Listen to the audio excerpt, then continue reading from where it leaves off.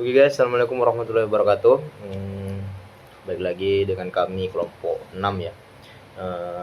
Di mana ini adalah tugas worksheet yang ke-13 dari matkul Technopreneurship.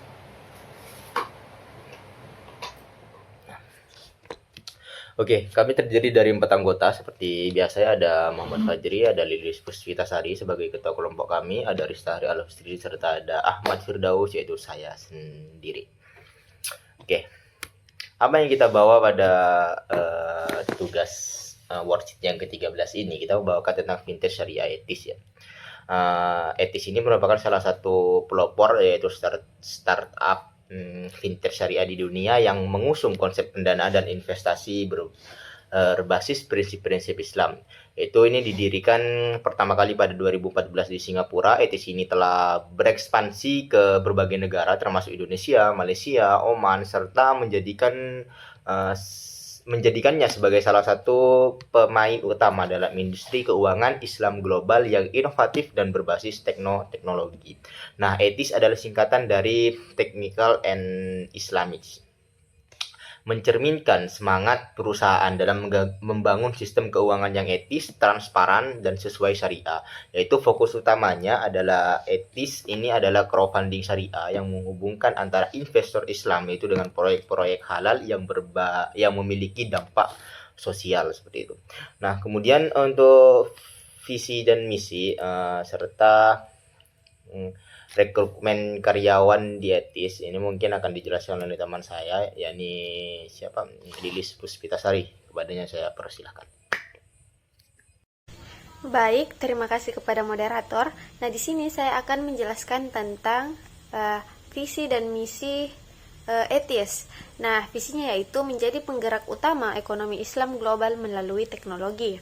Dan misinya yaitu terdapat 3. Yang pertama, memfasilitasi investasi halal yang berbasis syariah. Yang kedua, memberdayakan masyarakat dengan pembiayaan yang adil dan etis. Dan yang terakhir yaitu mengedepankan prinsip amanah, keadilan, dan transparansi. Kemudian, rekrutmen karyawan di etis. Nah, di sini mencakup 2, yaitu proses seleksi dan kriteria utama. Dan proses seleksi ini mencakup 2 penilaian, yaitu penilaian kompetensi teknis dan integritas keislaman. Yang kedua, wawancara berbasis nilai atau value-based interview. Kemudian kriteria utama yaitu seperti amanah, jujur, kolaboratif, dan komitmen terhadap prinsip syariah. Kemudian pembahasan yang terakhir yaitu sistem pengelolaan sumber daya manusia. Di sini kita membahas 3, yaitu mengedepankan adab Islami dalam hubungan kerja, tidak ada praktik diskriminatif, dan kemudian yang terakhir yaitu pelatihan spiritual dan penguatan budaya kinerja Islam rutin dilakukan. Baik, selanjutnya saya kembalikan kepada moderator untuk melanjutkan materi yang akan dibawakan. Terima kasih. Oke, terima kasih kepada Lilis Puspitasari yang sudah menjelaskan tentang visi dan misi etis serta rekrutmen karyawan di etis dan sistem pengelolaan SDM-nya. Kemudian kita lanjut pada pengembangan SDM Islam serta sistem kompensasi dan kesejahteraan karyawan. Ini mungkin akan dijelaskan oleh teman saya, yakni Muhammad Fajri. Kepadanya saya persilahkan. Assalamualaikum warahmatullahi wabarakatuh. Saya Muhammad Fajri akan menjelaskan tentang pengembangan SDM Islam. Pengembangan SDM Islam. Yang pertama itu program mentoring oleh senior yang juga memahami nilai-nilai syariah. Yang kedua, penekanan pada peningkatan akhlak dan kompetensi profesional. Terus yang ketiga itu ada sesi tazkiyah atau penyucian jiwa dari kajian-kajian rutin yang dilakukan. Kita berangkat yang selanjutnya, yaitu sistem kompensasi dan kesejahteraan karyawan. Pertama, gaji ditentukan berdasarkan prinsip keadilan dan kelayakan hidup.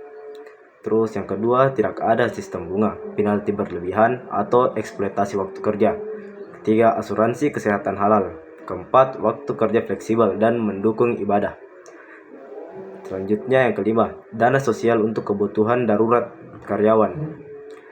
Yang keenam, adanya ruang ibadah dan budaya sholat berjamaah yang dilakukan.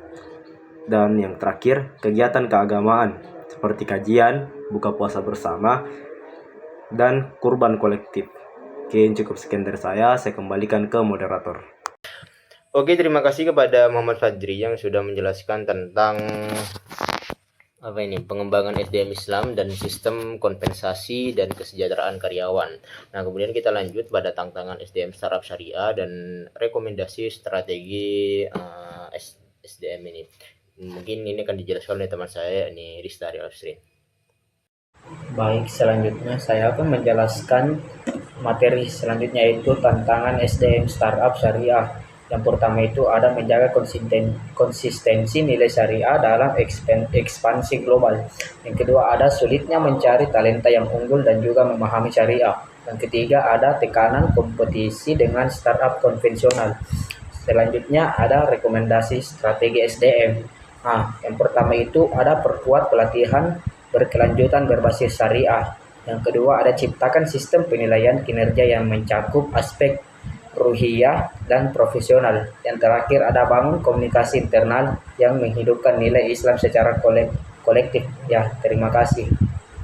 Oke, terima kasih kepada Rista yang sudah menjelaskan tentang tantangan SDM Startup Syariah serta rekomendasi strateginya, yaitu kemudian kesimpulan yaitu etis ini berhasil menerapkan manajemen SDM berbasis Islam secara komprehensif mulai dari rekrutmen, kompensasi hingga budaya kerja yang sesuai syariah. Nah, nilai-nilai seperti amanah, keadilan dan spiritualitas menjadi dasar dalam mengelola karyawan, yaitu tantangan ekspansi dan keterbatasan SDM Islami diatasi dengan pelatihan dan budaya organisasi yang kuat. Nah, ini menjadikan etis itu sebagai contoh startup syariah yang sukses dan berdaya saing. Oke, terima kasih. Mungkin sekian presentasi dari kelompok kami. Jika ada salah kata dari awal hingga akhir, kami mohon maaf yang sebesar-besarnya. Wallahul muwaffiq ila aqwamit thoriq. Wassalamualaikum warahmatullahi wabarakatuh. See you next time, guys. Ini dari kelompok 6.